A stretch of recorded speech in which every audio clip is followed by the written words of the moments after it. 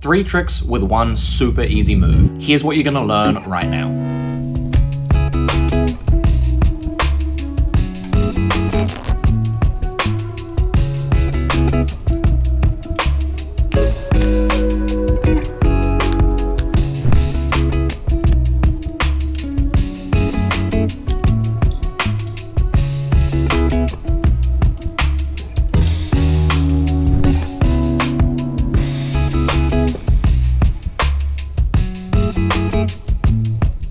I don't know if this move has a name. It's super easy and really impressive when it's done well.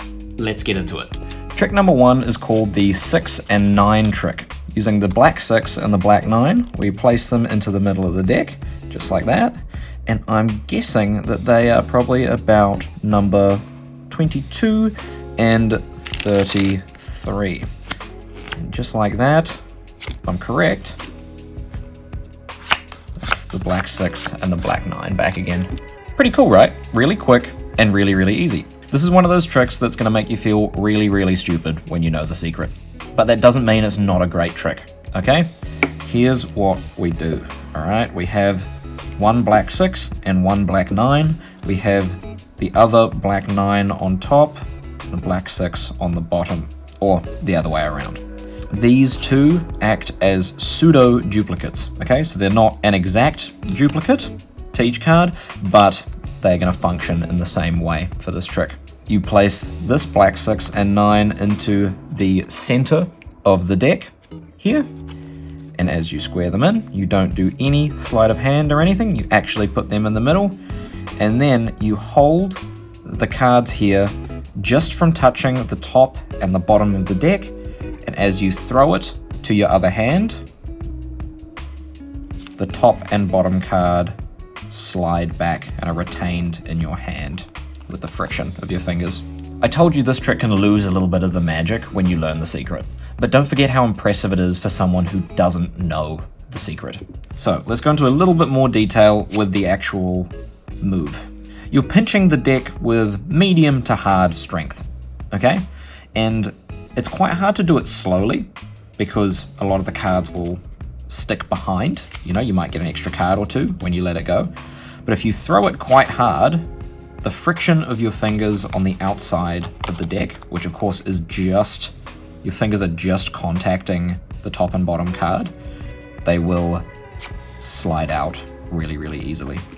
Go ahead and lean over a table or your bed or a couch or even just the floor and practice just throwing the cards to the side and leaving those two cards, top and bottom, in your hand. With practice, you'll be able to increase the distance that you throw the cards and still be able to catch them reliably, okay, rather than just kind of plopping them into this hand from really, really short range. It does, I think, make a difference to the look of this reveal when you throw the cards from slightly further away. It looks a little bit cleaner and a lot more controlled versus when you throw the cards from a really short range. It's got a very different look to it. And you'll be able to increase this distance with practice. However, once you get to a certain distance, it doesn't really make too much of a difference. If you throw the cards from way over here into your hand, it can start to get a little more risky because, you know, this deck is made up of, you know, another 50 individually moving pieces. It doesn't make too much difference to the look of the effect, it just makes it a little bit more unreliable. So stick with about shoulder width and throw the cards just like that.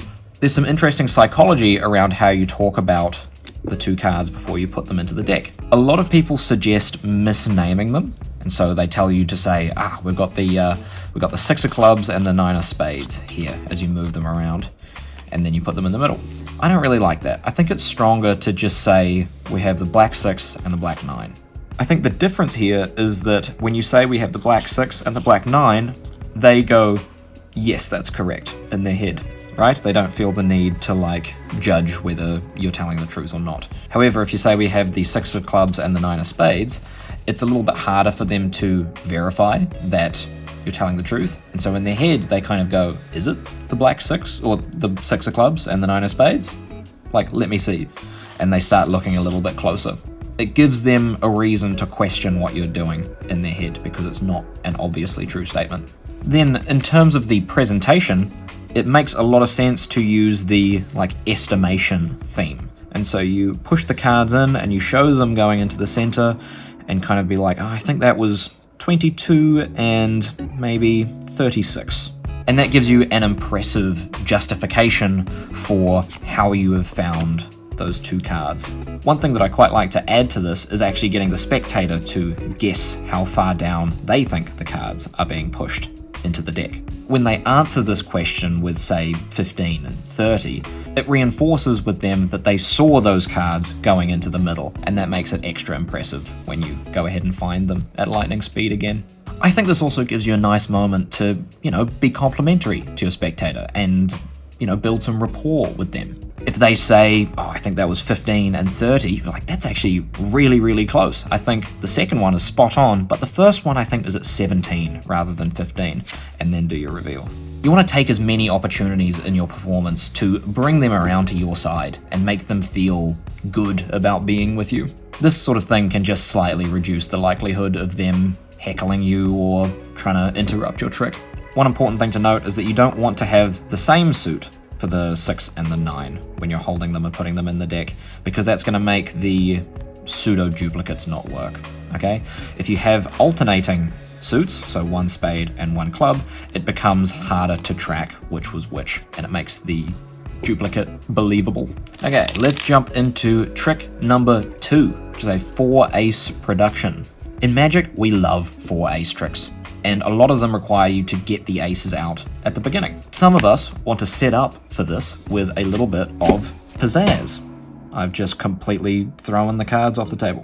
You can actually treat this as a little bit of a magic trick too, where if you go, right, if I just cut the cards carefully to that position, I think hopefully I can locate the 4 aces. Those of you who are paying quite close attention to this might already recognize a thing or two from the last trick. I did start that second one with a bit of a false cut to try and throw some of you off, but you're essentially doing the exact same thing as we've just gone through, but with each hand. We have 2 aces starting on the top of the deck, and we have 2 aces starting on the bottom of the deck. The first throw produces the first 2, and the second throw produces the last 2. Okay, these were the top and bottom card initially, and then these were the cards just underneath and above those 2. Then you can go into your favorite 4-ace trick, which there are so many tutorials for these online, and I'll be putting out more and more in time. But you might want to check out Out of This World and Twisting the Aces if you're feeling like a bit of a challenge. As I've kind of alluded to with the different versions that I showed you at the start of this tutorial, you can either treat this as a magic trick, where you do some false cuts and then claim to be locating the aces with your shuffle, and then do the production, or you can treat this as just a fun flourish before you do your 4-ace trick, and not explicitly claim it to be magic. To be honest, I kind of prefer the second option. I like the thought of my audience going away and being like, but did you see the way that he found those aces? Why is no one talking about this? And kind of feeling like even the little things in between tricks were amazing. It's all about building that magical aura around you, like anything could happen when you're doing your magic tricks. But if you do want a more clean and complete magic trick, this last one is for you. You're going to start by handing 2 aces off to your spectator, and then you have a card selected. Say we use the 9 of clubs. Then the 9 gets shuffled back into the deck, and you ask your spectator, are you quite happy that there's nothing weird going on with those aces? They say yes, of course, because there is genuinely nothing weird going on with these 2 aces here. And then you put them in this configuration on the deck here, and as you throw the deck into your other hand, 1 card is trapped between the 2 aces, like that. And it just so happens to be their 9 of clubs. For this trick, we are going to need 1 extra move, okay? It's called a card control. A card control takes a particular card, or a couple of cards in the deck, and moves them from where they are to a desired location, okay? Usually either the top or the bottom of the deck. There are so many card controls out there, and if you've been doing Magic for a while, you've probably got a favorite one already. However, for those that don't, let's go through one now. You're going to spread through the cards and get your spectator to grab one out, okay? Say they grab this one and they show the 10 of diamonds to anyone else that's watching, okay? But you don't look at it, of course. Extend your hand for them to replace the card back on top, and then you are going to begin our control, where you start your overhand shuffle by just peeling one individual card off the top, which is of course their card, and then shuffle all the rest of the cards on top of the deck. Okay? Then you are going to go into a second or even third overhand shuffle, where you're going to contact their card, which is on the bottom already, with your second and third fingers here. Then as you pull more cards from the bottom to continue your next shuffle, your second and third fingers are going to retain that bottom card on the bottom of the deck, and then you're going to shuffle off. You can do this forever, pretty much, and it's really, really hard for the spectators to see that you are retaining that card on the bottom of the deck. It's not really a hard pressure that you're applying with these fingers to peel the card off the back. That can cause a little bit of noise and it makes the shuffle look a bit more clunky. However, it's just a light touch, and with the friction of your fingers, it should just essentially fall back down on the bottom of the pile. I wouldn't do more than 1 or 2 of these bottom card retaining shuffles. Alright, it can start to be overkill and look a little bit suspicious if you keep shuffling and shuffling and shuffling and shuffling. So to repeat this process one more time, they've chosen a card, alright, everyone's looked at it, you don't look at it and you extend your hand for them to put their card on top. You then go into your first shuffle, where you start by peeling one card off and shuffle off the rest of the pack. Then you retain this bottom card for 1 or 2 more shuffles, okay? So it just ends up on the bottom of the deck at the end. Now, for the actual reveal move, okay, one ace is going to sit on top of the deck, and the other ace is going to sit on the bottom, but just off to one side, okay? If you're going to hold the cards with your right hand, have the ace on the left-hand side of the deck, and if you're going to hold the deck with your left hand, have it just off to the right-hand side of the deck. This is because your fingers are going to contact both this bottom ace and the bottom card of the deck from underneath here. So rather than just contacting the top and bottom card, you're now contacting the top card and these 2 cards here. Then as you throw the deck to the side, this middle card is retained between those 2 cards there. I generally contact the bottom ace with my second finger here, and then my first finger contacts mainly the card that is sitting on the bottom of the deck. Then I really like the image of showing their card and leaving it between the aces like that, or handing this little packet to the spectator. And an important thing to know when you're revealing a card like this, there's no need to move your hands around a whole lot when you're at the end here, okay? You don't want to give them any reason to be suspicious of what you're doing, and you just want to make it really easy for them to see this wonderful final reveal. So I slowly come over and turn the card over, place it slowly back between those aces, and stay still for a moment so that everyone can see that their card has been caught in between these aces. Then I slowly hand the packet off to my spectator and allow them to look at it.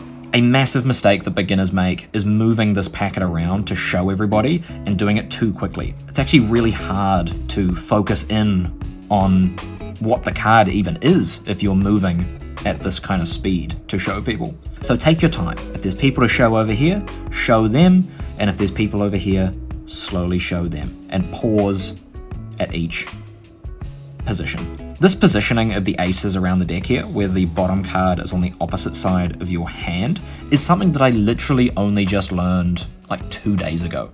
I felt so stupid when I found this because I'd been doing it the other way all along, like this, and it not only makes it really hard to just see this ace on the bottom here, but when you shoot the cards like that, this card ends up off to the side rather than nicely tucked in the middle. So do remember to have the bottom ace on the opposite side of your hand. It's going to make this reveal just that little bit cleaner. Now, you might have noticed that I didn't do the overhand shuffle in the intro when I showed this trick. I didn't move or shuffle the cards at all when I did this in the beginning, and I still managed to control the card to the bottom. This is one of the more advanced card controls out there, and I feel like I do it really, really well. And that demonstrates something important, I think. Just because these tricks are quite easy doesn't mean that if you're a slightly more professional card magician, you can't give them some flair. In the hands of a good magician, these tricks can be as magical as anything else out there. And if you want to learn some more moves to spice up your routines, or improve faster as a magician, or even just simply learn that invisible card control, you might be the right person to get a lot out of my school community. On here, I'm teaching my whole system for performing exciting card magic.